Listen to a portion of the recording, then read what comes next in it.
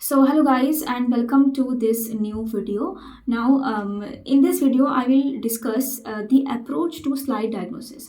Means whenever you are given a slide, step by step आपको उसको कैसे देखना है overall और क्या क्या points के basis पर उसका description लिखना है, how to approach a slide basically. Obviously this is the framework, the base on which you are going to see every slide based on this format. So this is the format which I want to explain today, right? So obviously we have three kinds of reports: hematology report, your cytology reports, and your histopathology reports. So in the HPE report, whenever you're given an HPE slide, आपको क्या करना है? कुछ चीज़ों का आपको बहुत अच्छे से ध्यान रखना है. पहली बात है that your diagnosis will be done under this scanner.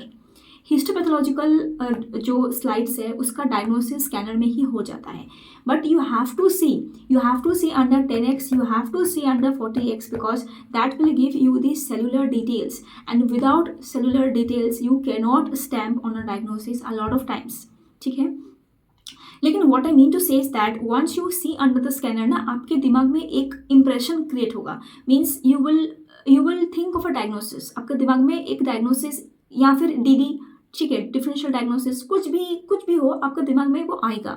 अब उस चीज़ को आप कन्फर्मेटरी लेवल तक उस चीज़ को लेके जाओगे जब आप 40x पे स्लाइड को देख लोगे. So let me give an example. Like for example, let's take pilomatricoma.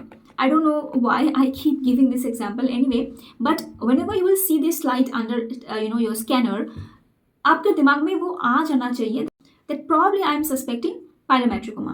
Now इसमें एक होता है कि घोस्ट सेल आपको मिलता है, तो घोस्ट सेल तो आपको स्कैनर में नहीं दिखेगा ना. You have to see this under 40x. तो now you will search for the ghost cells and you will focus that area on under 40x to confirm that yes it is a ghost cell.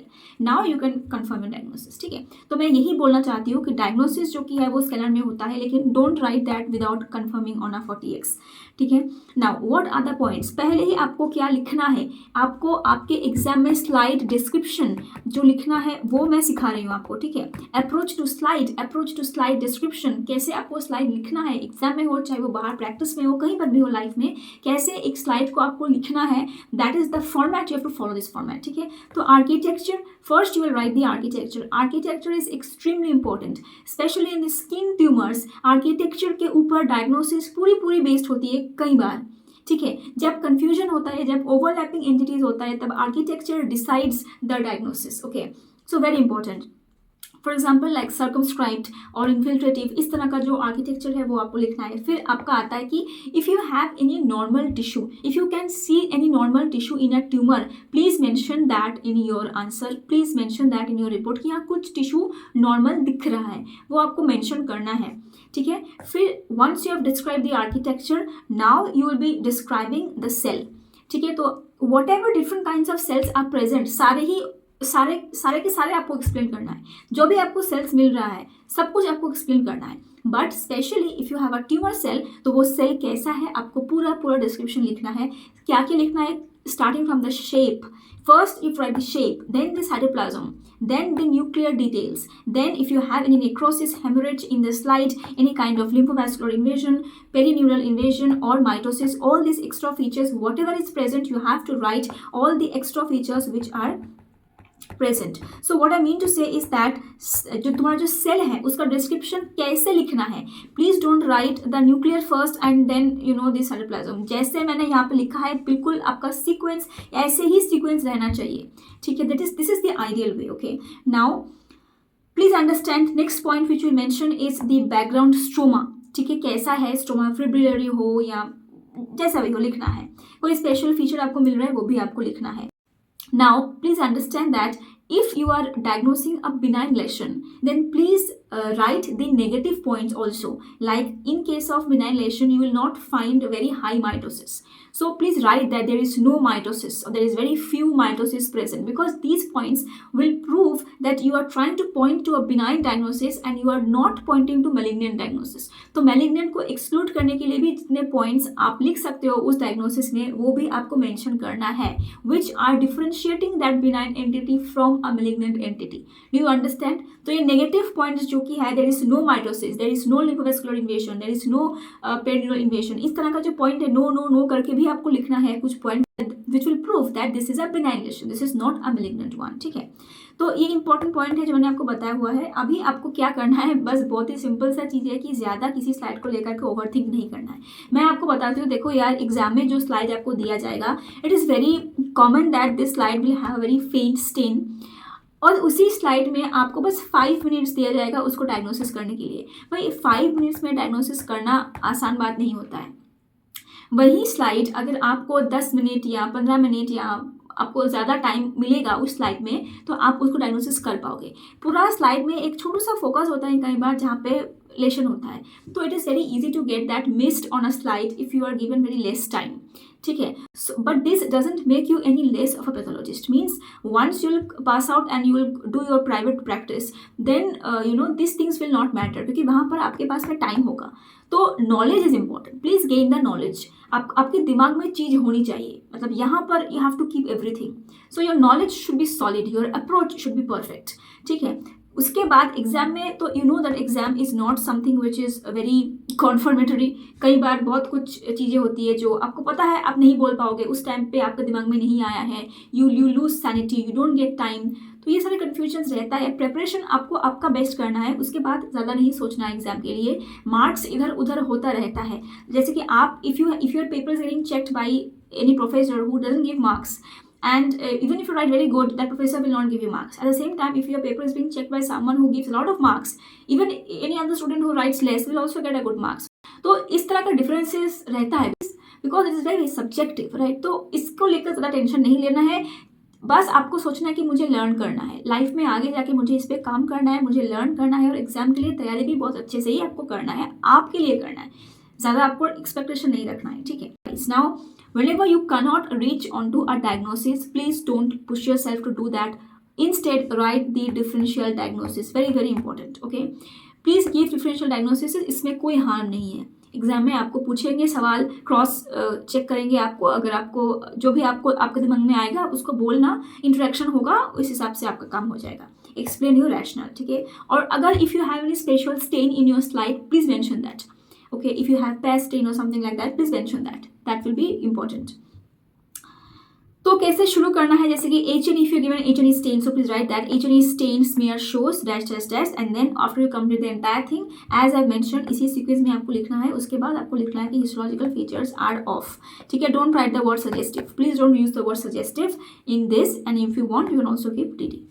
Now let's come to one important point, that skin may, whenever you have an approach to skin tumors, if you are given a tumor from the skin, please or let's say adnexa, please understand that you have to see the layering of the skin, मतलब epidermis जो कि है ना, we have layers of skin, epidermis, dermis, तो जो layer है जैसे कि यहाँ पर, ठीक है, this is basically the layers of skin, तो वो आपको दिखना है, कहाँ पे वो शुरू हो रहा है वो आपको देखना है, क्योंकि ट्यूमर जो है वो एपिडर्मिस में है, वो डर्मिस में है, वो रेटिनोइड्स में है, वो कहाँ पे है वो आपको लोकेट करना है ट्यूमर को। इसीलिए please go layer by layer from the above below, very important. Please note the outer layer, जहाँ पे एपिडर्मिस एकदम से शुरू हो रहा है उस पॉइंट को पहले नोट कर लो, फिर वहाँ से धीरे धीरे करके please come down and see the entire, you know, that all the layers, please go by all the layers and see all the layers one by one, and then you see which layer is abnormal. कई बार होता है there is dermo epidermal junction का कुछ tumour होता है, तो वो layer अच्छे से आपको देखना है, और उस लेयर का कंटिन्यूटी जो है उसमें कहीं पर किसी भी तरह का कोई भी डिस्क्रिपेंसी होता है तो वहीं पर जो कि है चीज़ें लोकेटेड होती है। So please be extra careful while you are searching this, and you please go layer by layer so that you don't miss out on any feature, on any point. And the rest of the points are same.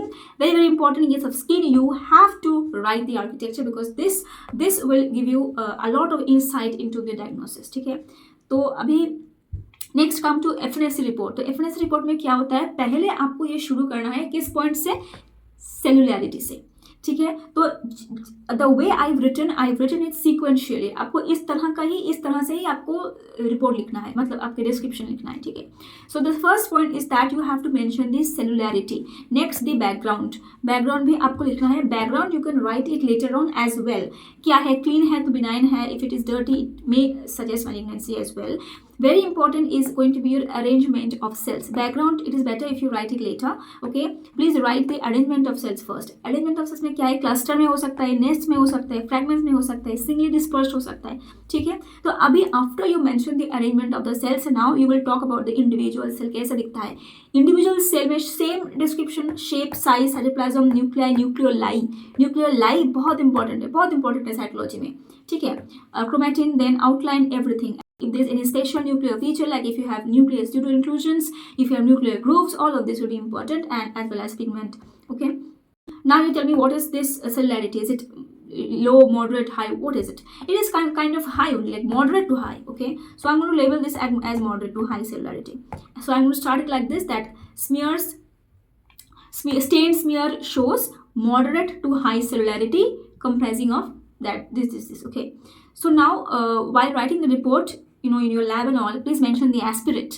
How aspirate, what kind of aspirate you've got, blood mixed or white or whatever. So write that. Then you write stain smear shows करके पूरा description लिख लो. Then give the impression and then write the advice. तो ये चारों points जो की है ये आपके एग्जाम के लिए नहीं है. एग्जाम में लिखोगे तो अच्छा है, बहुत ही अच्छा है, टाइम मिलेगा तो लिखना. एग्जाम में you will not get time बेटा.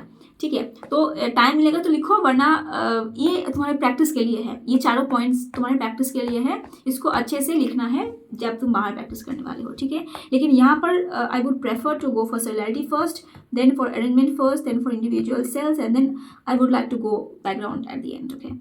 Okay, now coming to PBS report. So means peripheral smear का जो रिपोर्ट है उसमें हम लोग किस सीक्वेंस में लिखते हैं. पहले ही हम लोग आरबीसी के बारे में लिखते हैं.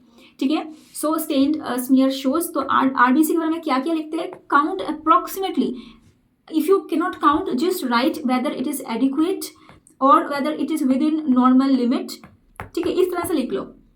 If you can't mention the exact count, don't do that. Leave it. Just write within normal limit or adequate, whatever suits you. Just write that. Okay. फिर morphology कैसा है, normocytic, normochromic, whatever it is, write that. Then if you get any ruler formation, any agglutination, now these two terms are very different. Okay. I know a lot of students make this mistake. They feel ruler formation and agglutination is the same thing, but they are very, very different. Okay. I'll talk about this while I will discuss the PBS. Okay. So any parasite you see, mention that as well. Now the next point, after you write RBC में ये सारा point आपको लिखना है. उसके next में आपको लिखना है WBC के बारे में. ठीक है, तो यहाँ पे आपको क्या लिखना है, TLC लिखना है. ठीक है, फिर DLC लिखना है. फिर आपको अगर आप ब्लास्ट देख रहे हो तो वो भी आपको लिखना है. एंड नाउ ब्लास्ट अगर आप देख रहे हो तो किस तरह का ब्लास्ट है, ब्लास्ट की डिस्क्रिप्शन आपको लिखना है. बहुत बहुत important, because myeloblast and lymphoblast will be different. तो कैसा डिफरेंस है, क्या दिख रहा है, किस तरह का ब्लास्ट दिख रहा है, कितना ब्लास्ट दिख रहा है, सब कुछ आपको लिखना है. अभी आप डिफरेंशियल काउंट दे रहे हो, तो if you get blast, so modify this according to whatever you gate.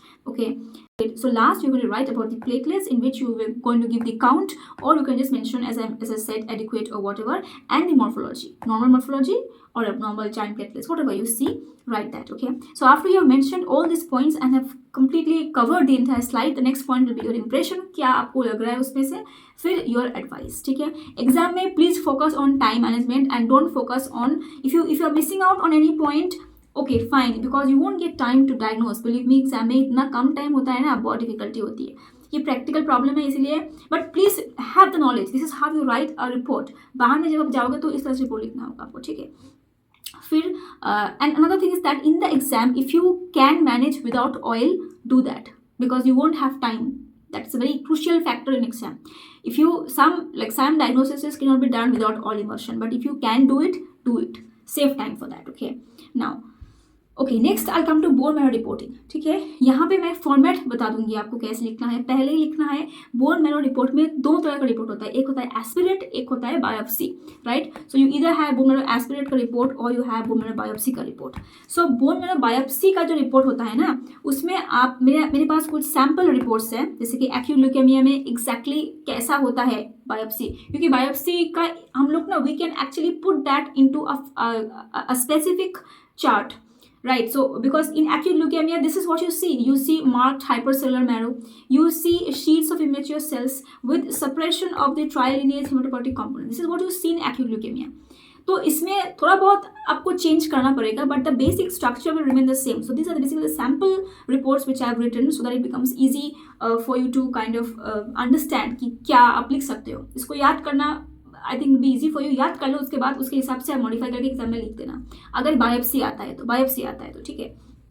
तो फॉर्मेट क्या है, बायोप्सी का फॉर्मेट यही है कि unilateral bone marrow trephine biopsy, ये पूरा लिखना है आपको, unilateral bone marrow trephine biopsy, measuring कितना मैटर करता है वो भी आपको लिखना है अगर दिया होता है तो, ठीक है, क्योंकि बाहर में तो आपको रिपोर्टिंग करना है तो वहाँ पे आपको मिलेगा, ठीक है, सेंटीमीटर आपको वहाँ पे मिलेगा।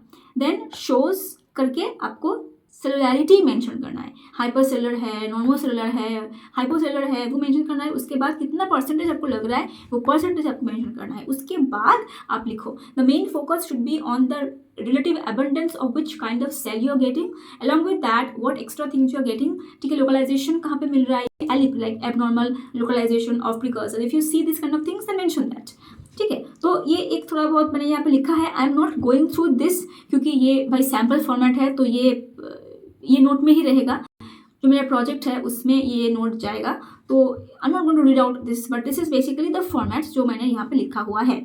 आई guess I have told you the basic structure of writing that report. Now bone marrow aspiration का रिपोर्ट आपको कैसे लिखना है। First point is going to be your particulate, whether is particulate और नॉन पार्टिकुलेट, वो कैसे दिखना है स्लाइड में वो अलग एक्सप्लेनेशन है, अलग वीडियो है, अलग अंडरस्टैंडिंग है। Here I am just focusing on the format, आपको कैसे आंसर लिखना है और कैसे प्रैक्टिस में भी आपको लिखना है बाहर में लैब में, ठीक है। So first point is particulate, next point is going to be your cellularity, ठीक है। Third point is going to be ME ratio, myeloid erythroid ratio, और NE ratio, non erythroid to erythroid ratio.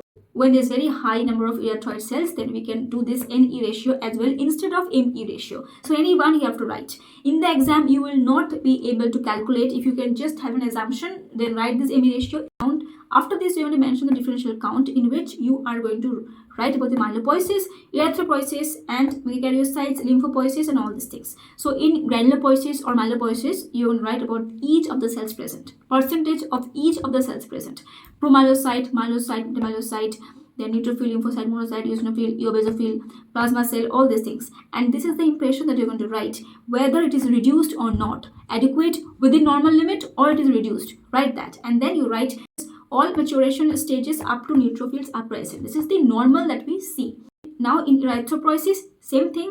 Whatever precursors are there, please write that. And whether it is normoblastic or megaloblastic, write that. फिर megakaryocytes, adequate or not, mature forms are present or immature forms are present, mention that. Then lymphopoiesis, normal limit, hemoparasites present, seen or not seen. Perls stain भी कई बार होता है, ये proper format है, आपको ये नहीं दिया जाएगा शायद एग्जाम में, तो उसको स्किप कर देना।